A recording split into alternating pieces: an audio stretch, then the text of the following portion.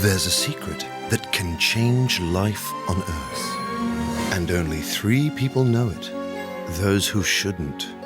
Marilyn and her sons, Louis and Charlie. That's right.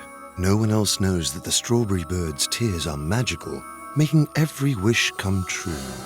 And this evil family's wish is so ordinary. They just want to become famous without, of course, making the slightest effort. Marilyn takes the tears in order to become the most famous villain in history. Louis wants to be the most famous performer of the night.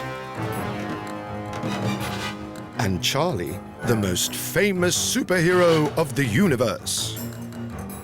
So this is why they're always trying to separate the last 2 strawberry birds in the world, to steal their tears. But they must separate them forever, because whenever Pandora and Plato reunite, their tears of joy immediately break the magic spell. Yes, love is certainly an amazing adventure, and theirs has lasted for over 300 years.